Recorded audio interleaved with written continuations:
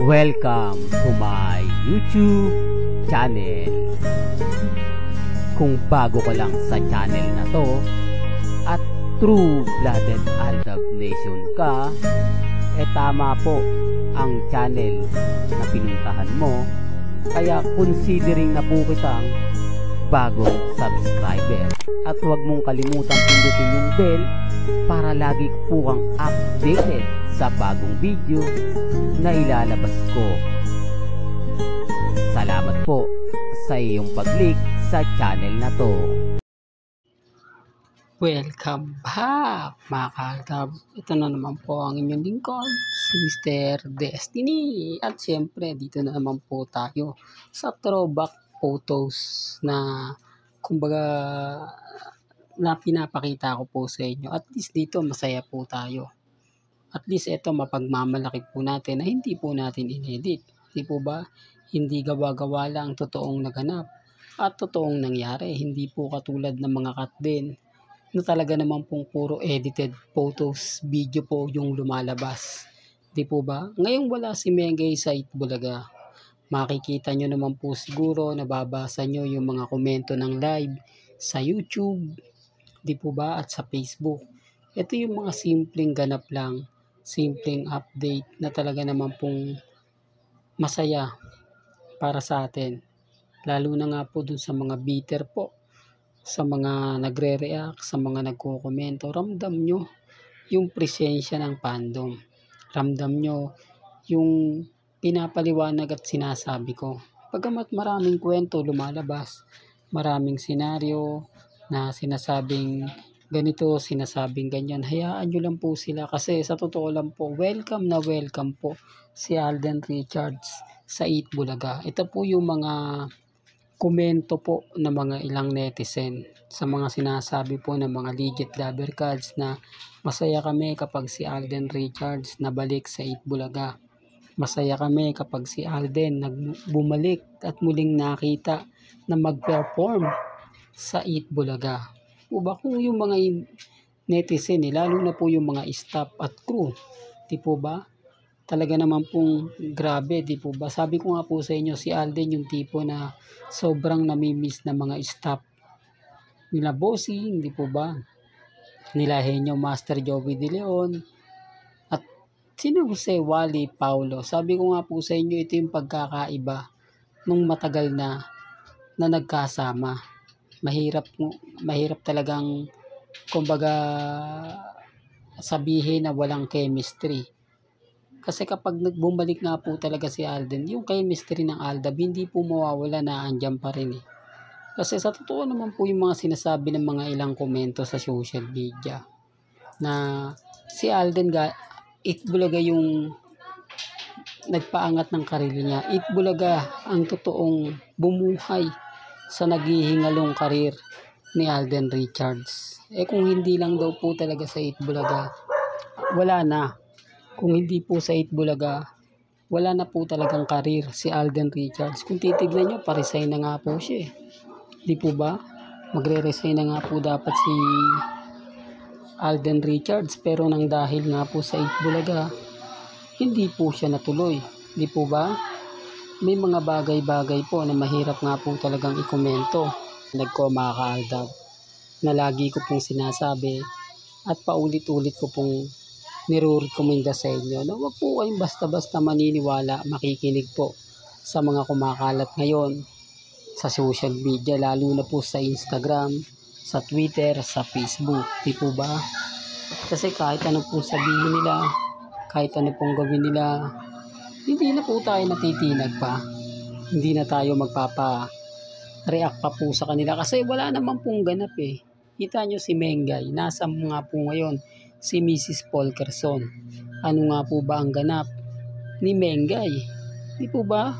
Wala po, walang post si Maine, walang post si Alden, although sinasabi ng iba na may workout daw. Umaga pa po yun eh. Hindi naman po umalis si Mengay sa Pilipinas. Di po ba? Nandito lang yan sa private resort dahil sa sobrang init ng panahon. Di po ba? Nagbabanding moment lang yan ng pamilya niya. Siyempre kailangan ni Alden Richards magpakita. Pansin nyo po ba, workout lang po morning jogging lang po yung pinapakita ni Alden. Pagkatapos nun, wala na. Di po ba? Doon pa lang mapapaisip na po kayo eh. At bakit nga po sa Rockwell nga po ba unang nagsisimula? Dahil doon nga po daw ay may nabiling kondo si Alden Richards. Obsession na naman yan, Mr. Destiny. Totoo to mga kaaldab. Sabi ko nga po sa inyo, si Alden Richards, marami po tayong alam dyan. Sabi ko nga, Alden fanatics po ako, kaya lahat ng mga posts at update ni Alden Richards, kasapul natin yan. Hindi natin palalagpasin yan. Sa Instagram man yan, sa Twitter, sa Facebook, updated po tayo dyan. Taliwas sa mga sinasabi ng iba na hindi daw po tayo updated sa dalawa. Common sense na lang po mga kaaldab. Sabi ko nga po sa inyo, yung legit Dabber Gods, masayang masaya ngayon eh. Dahil hinihintay nila ang pagbabalik ni Alden Richards. Welcome na welcome nga po raw siya. Doon pa lang po panalo na tayo eh. Kaya nga ngayon ang 8 Bulaga bagsak ang ratings. Hindi po ba mahina dahil wala po si Maine? Po ba na talagang ibig kong sabihin, totoo naman po yung sinasabi natin. Parang kulang na kulang yung aura kapag wala si Mengay. Hindi ko sinasabi, ito ulitin ko lagi kasi yung iba po nagre-react. Magaling naman daw po si Atasha Mulak, okay naman daw po si Miles Ocampo, si Raisa, si Karen. Wala pong masamang tinapay po. Mahusay naman po talaga eh. Kaya lang sabi ko nga po, may kulang. Yung kulang na, kumbaga, may papakita mo. Yung kulang na ipararamdam po ninyo na hindi po nakikita kina Alden Richards at kay Maine Paul Quezon.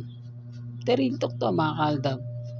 Kaya nga sabi ko sa inyo, ako kalmado lang po ako, kampante, kasi alam po natin na darating po yung point, tayo yung mababash, tayo yung pag-uusapan, tayo yung kumbaga pababagsakin. Ngayon wala po silang masabi kasi wala pong post si Maine, walang post si Alden, tahimik lang po yung Aldab ngayon.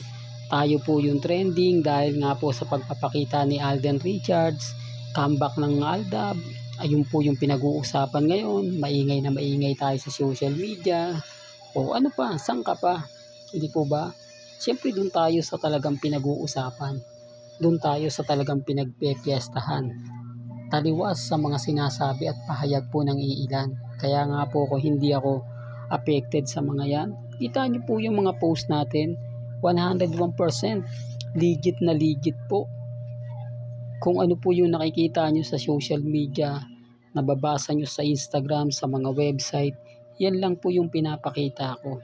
Yan din po yung binabalita ko. Kaya sa mga guilty po sa akin, sa mga naiinis, wala namang pong problema. At least masaya tayo. Hindi po ba?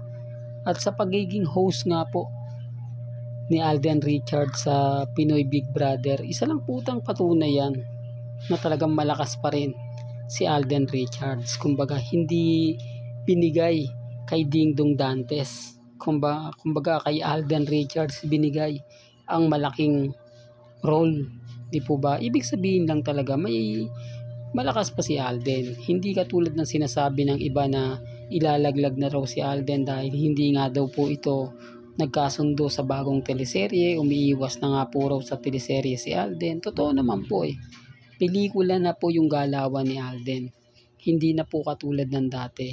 Ito na po yung katotohanan na freelancer na lang po si Alden Richards. Ngayon pag natapos yung Pinoy Big Brother, next year pa yung season na naman yan.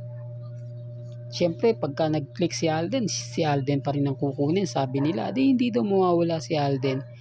Gaya ng sinabi ko po mga kaaldab, si Alden hindi po aalis sa GMA, mananatili po siya dyan. Pero magiging freelancer na lang po siya. Well, hanggang dito na lang po ang ating latest updates. Kaya kung gusto nyo pa po ng pinaka-latest at sariwang update, abay tumutok lang po kayo dito po sa channel ni Mr. Destiny para updated po kayo sa mga bago at sa mga latest na i-upload po natin maya-maya lang. Kaya kung bago ka lang sa channel na to at isa kang true-blooded Aldab Nation na nagmamahal kila Mengay at Isoy, tama po ang channel na pinuntahan mo. kaya consider na po kitang bagong subscriber. At huwag mong kalimutang i-share ang mga video po natin sa mga mami, sa mga titas, at sa mga senior. Hanggang sa muli, salamat po sa panonood at pakikinig.